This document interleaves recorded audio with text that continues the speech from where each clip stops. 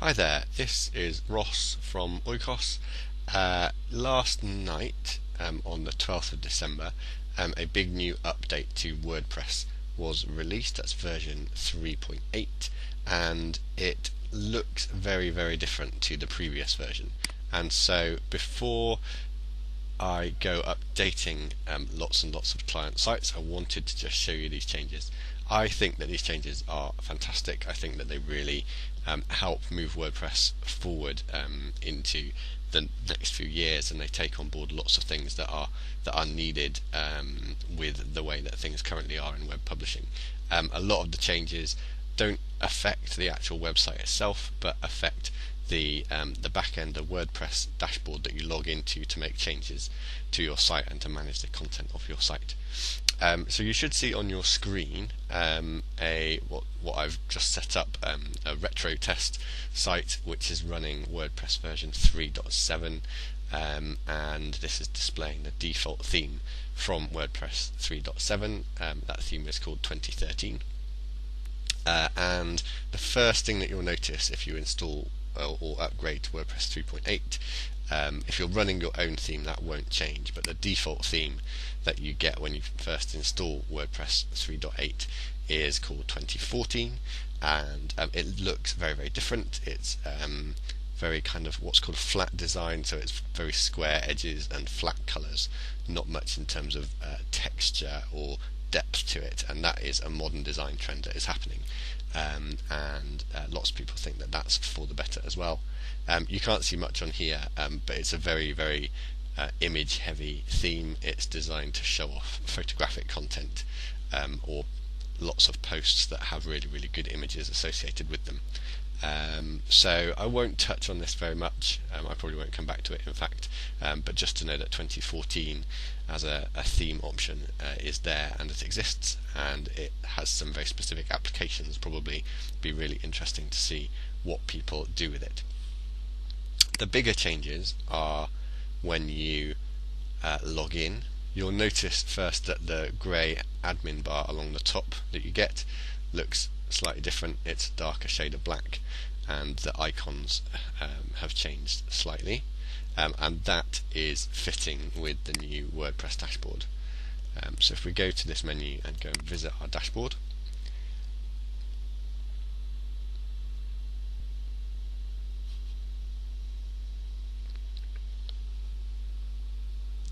so this is WordPress 3.7, and this is the old 3.7 dashboard. We'll go back to our 3.8 install and do the same thing.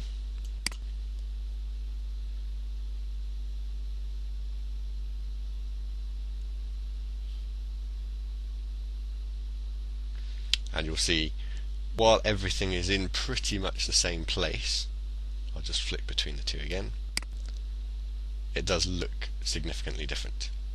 This is nothing to be afraid of, because everything is still pretty much in the same place. You should still be able to do all the things that you used to do from the places in the dashboard that you used to do them from. It's much cleaner. These icons here are using what's called vector. Well, it's actually using a font, and the benefit of that is that those icons can be used at any size, and they won't lose any fidelity or quality. They will always look nice at any size that they are used, and they will look nice on high resolution devices as well as low resolution devices. So things like iPads and iPhones, which have higher resolution on them, you'll see cleaner and crisper icons. So that's just a visual thing that will help. There's a new typeface that has been deployed across the whole admin backend, across the whole dashboard, and you'll see things like the textures, the curve on the edge of the menu has disappeared, and some of the gradients and textures and things that were there before on things like these title bars have disappeared, and on some of the buttons and things. So this collapse menu button here, that is now just a flat round circle. Some people would say that removing some of those textures and gradients and things actually reduce the niceness of the interface. I actually think WordPress have done this really, really well. I think they've maintained its usability really nicely, whilst bringing it up to date with modern design trends, and making the dashboard mobile friendly as well, which I'll come to talk about later, and just more suitable for where things are going on the web. There's some other things that you'll notice about the dashboard, one of which is that there are less of these boxes, and what they've done is they've condensed multiple boxes into single boxes. So for example, in the old dashboard we had a whole host of things. So we had recent comments, recent drafts, other WordPress news and plugins, recent plugins that have been released, and they've merged some of those separate widgets into combined widgets. So my activity box here now contains things that I've recently published. I believe it will contain recent drafts if I had drafts, and it contains my comments as well, so that's all been moved into one box on the dashboard, and the recent and popular plugins have been merged with the WordPress news box, so that now all appears in one. It may be that these things are things that you never used or never really paid attention to. They are there if you want them, and if you didn't know, this screen options menu in the top right allows you to disable these boxes. So if you're not interested in WordPress news, we can get rid of that just by checking that box. And you can also collapse them using these little arrows, and you can drag and drop them around. This isn't a change, this isn't anything new, this is something that you've always been able to do, but maybe you just didn't know that you could do. So that's the changes on the dashboard. Let's go and have a quick look at the widgets area. So widgets are small blocks of content which can appear in what are called widget areas on your site. I'll run that on both new and old. So things like lists of recent posts, or a Twitter feed, or a list of comments, things like that are all widgets, and they're drag and droppable. You can move them around. So this is the old interface here. I can choose from my widgets and I can drag them into the widget areas. So if I want to put some recent posts, I can put a list of recent posts into this widget area just by dragging and dropping. And I can then add a search box as well. And the difficulty here is that because this screen can get quite long, particularly if you've got lots of widget areas, it can be quite a bind having to drag and drop and scroll up and down and collapse and uncollapse things. So what they've tried to do in WordPress 3.8 is to just make this a little bit nicer to do. So let's go and have a look at widgets over there. What they've done here is, if you've got enough room on the screen, it will display your widget areas side by side, so you can actually see more widget areas, and you still have to scroll up and down possibly because they've put these side by side. There's less space for available widgets. But what they've done to compensate for that is you can select a widget by clicking on it, or if you're on a mobile device by tapping on it, and then you can choose a sidebar for it to go into. So I can choose to go and put this in so this is my archives list. I can add that to my content sidebar and press that add widget button, and over it goes. So that means that I don't have to do all this dragging and dropping trying to find the right sidebar or widget area for my widget to go in. I can do it all with buttons, and that also helps enable you to manage widgets more easily from a mobile device where you don't have a mouse, and so drag and drop is a hard thing to do. Using buttons and clicking and tapping is a much easier way of doing things. You can still, once they're here, you can still drag them up and down. That's done a little bit more nicely, and you can do that from a mobile device by tapping and holding as well, but it just means that moving things between these two areas has become an awful lot easier. So that's good, that's a bit of an improvement there.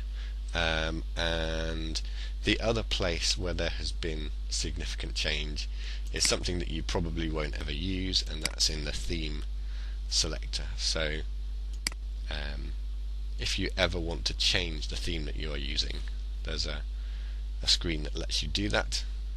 So it has your current theme displayed in the top with all the information about that theme and any other available themes that you've got installed at the bottom. So if I wanted to activate 2012 instead of 2013 on the old site, I can click activate, or I can do a live preview and see how it would look.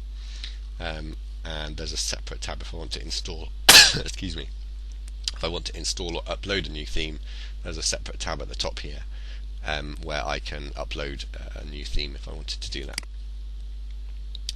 In WordPress 3.8, this whole thing has been streamlined a little bit again. It displays all my themes and boxes. My current one is highlighted by this big red box, and I've got a customize button. If I hover over another theme, I can choose to live preview or activate it. Or if I click on the image representing the theme, that will bring up the details about that theme. And again, I've got activate and live preview buttons here.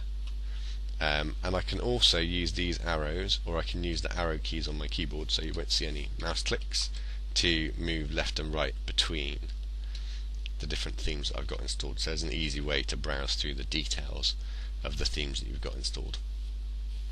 So hopefully that makes choosing a theme, should that be something you want to do, a little bit easier as well, and a little bit nicer for you. In terms of the overall interface, we've said a bit about it already. One other thing that it does is it lets you do things a bit more nicely from mobile. So you'll see that if I shrink this screen down to make it smaller, a bit like a mobile screen might be, so this is a tablet device that I'm looking at, you'll see it's all rearranged itself quite nicely. It's dropped down into 2 columns. If I go and visit my dashboard,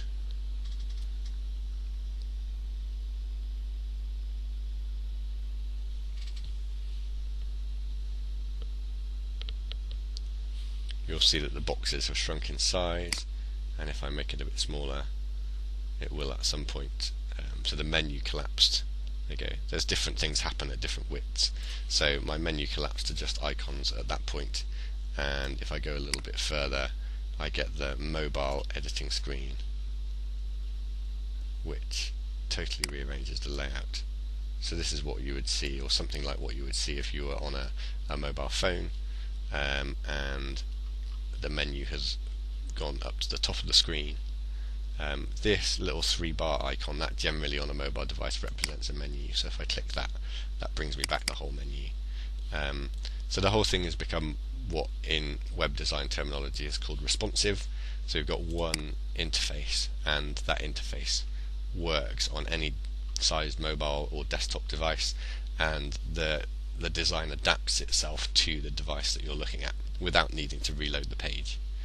If we go and look at the old, I'm just going to close my Skype window in the background if you can see that.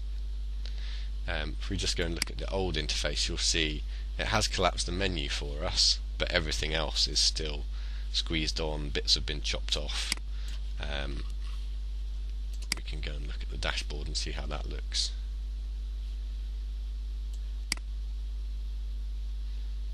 Some of these boxes do shrink down a bit, but there kind of reaches a point where the whole thing just doesn't quite work as nicely. So one of the great things about this new interface is it works really nicely on a mobile device and lets you use WordPress much more easily from a tablet or from a mobile phone without needing to install a separate app. You can just do it through a web browser. Finally, some of you might look at this and think, oh, it's all black and white with red and it's a bit monochrome and just a bit dull and dingy.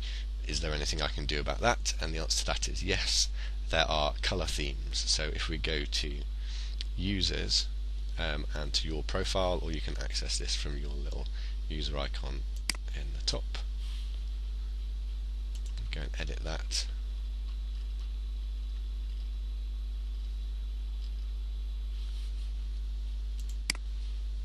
You'll see that we get a choice of colour schemes here.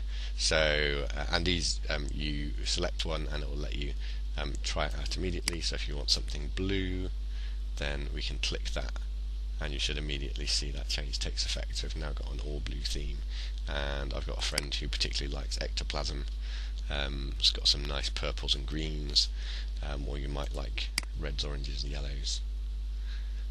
So you can play around with these options, and try out the different themes and see which one suits you and your particular taste. Or I've been chatting to a guy about the potential for this, and the fact that if you have different sites, you could have a different colour scheme on each site, which helps you orientate yourself and know which site you're looking at because of the different colour schemes. And it's worth also noting that these are personal, so they're done on a per user basis. So I might like to have midnight, which is what I had set up before, but another user might want something purple and green or red and orange, and they can choose their own theme, and that will apply just to them. So that hopefully is a good overview of everything that's changed in WordPress 3.8. There's some other clever stuff that's gone on behind the scenes that you won't notice and probably won't see, but if and when your update happens, this is the kind of screen that you're going to get. And I put this together just to try and encourage you not to panic and to think that everything has changed. All of the how you edit your posts and pages and how you change your settings are pretty much the same. They're in the same places that they used to be. It just all looks a bit different. So don't press the panic button if you see this new interface. I hope you like it. I think it's really, really great, and I hope that everyone will embrace this as the future way that the WordPress backend will look for a while. And yes, thank you for watching. We look forward to doing your updates.